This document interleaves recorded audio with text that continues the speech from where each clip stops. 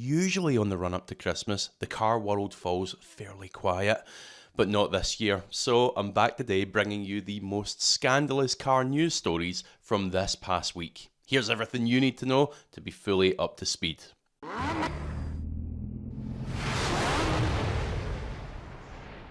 Hello, a very warm welcome to you. Thank you so much for joining.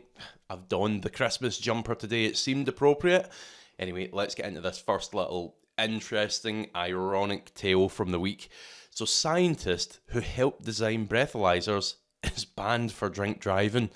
A wobbly Dr. Richard Lacey, 70 years old, failed the roadside test at the crash scene after a boozy lunch, the court was told. And I think it was an individual car crash, by the way. He damaged his own car, ended up a bit stranded, and I reckon the police have driven past him, reading through the article. Let me be straight, I'm not for 1 minute finding humour in drink driving. It's an awful thing. Anyone who partakes in it absolutely deserves to get caught.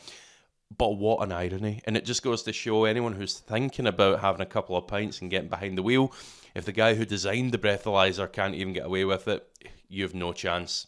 Keep that in mind. Next, a bit of a bigger story. Jaguar Land Rover electric car whistleblower sacked.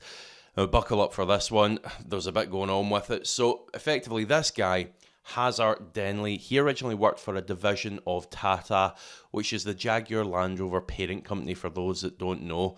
Now, whilst he was in that position as an engineer, well, let's read on.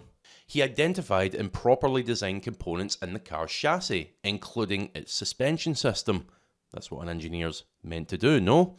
At low mileages, some of them were snapping off, he said. That created a risk that under stress, such as hitting a pothole at speed, the wheels could become misaligned, causing the car to veer to the left or right without prompting, and the driver could lose control, Mr. Denley added. We saw, for example, the front strut-to-knuckle connection was loosening, which could be extremely dangerous, he said.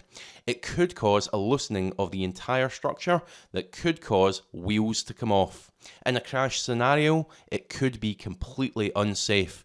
It could cause the vehicle to lose control. Now, from this article, it's clear that Hazard raised these concerns with senior staff, but because of the cost implications of redesigning these parts, nothing was done about it. So he opted to leave the company, that subsidiary of Tata.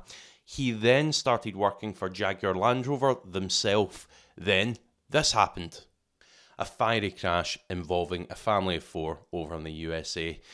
Now, this was one of the models using the faulty parts that Hazard had identified. This then prompted him to speak openly about his findings on the internet and just how his warnings had been ignored. Then 6 weeks later, he found his position at Jaguar Land Rover had been terminated, specifically because he had spoken out about these problems. Get this though, this is a quote from one of the directors at Tata. It's hard to believe. The concern is, if he has done this now, he could do the same at Jaguar Land Rover. Ah yes, an engineer might actually want to warn someone about and fix a potentially deadly flaw. But then that is the issue with this ruthlessly cheap approach to manufacturing, isn't it? Which, speaking of which, brings us neatly on to our next topic. So you'll no doubt have seen news about this all week. Honda and Nissan thinking about merging, and today it's official. They are, in fact, merging. Here's the real question, though. How's that going to shape the rest of the automotive world? Again, I'm not going to read this entire article, but it brings up some very good points, which is why I've chosen to include it. If you want the link for it, it'll be in the description below, alongside all the other sources I've used.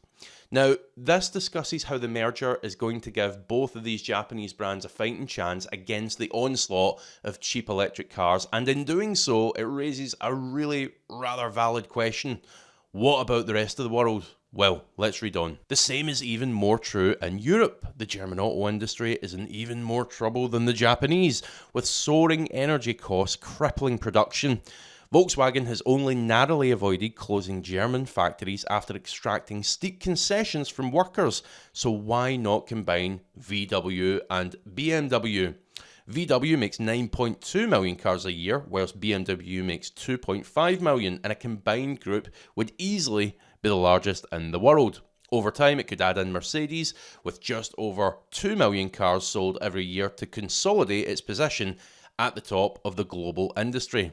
The blunt reality is consolidation may well be the only way that many of the traditional giants of the industry can survive. Now, I know I'm not going to be the only one thinking it would be an utter travesty for the big automotive elites of the world to merge into one single group, leaving behind all the unique legacies, features, and quirks.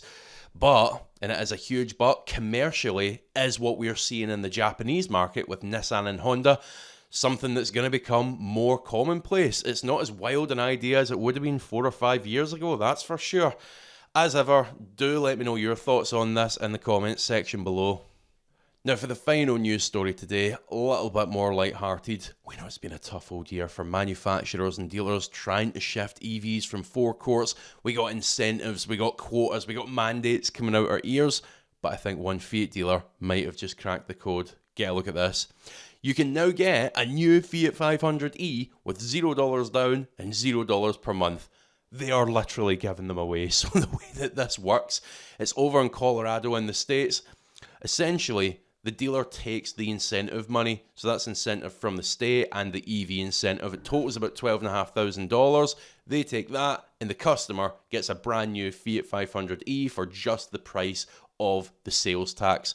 Utterly broken. Utterly mad. It's not going to do much to help the depreciation of these EVs, but don't let Starmer see this one. Here's the question though, would you take one of these for nothing, or would you still opt to buy a car from the used market? If like me, it'd be a used car, then here's a service that you might find useful. Vehicle Score. Essentially, this will give you background information on any car that you're interested in for completely free. Just put the plate in, it'll tell you the good and bad points. But if you are serious about buying it, consider purchasing one of their paid HPI reports. I'll drop a 15% discount voucher in the description below. Buy one of them and get the full background report. It might just make the difference on your next purchase. But for now, I'd just like to take the opportunity to say a very Merry Christmas to you and yours when it does arrive. Thank you so much for watching. If you have enjoyed this, do hit the subscribe button. If you haven't already, hit the like button. And don't forget to let me know your thoughts in the comments section below. I'll see you for the next one.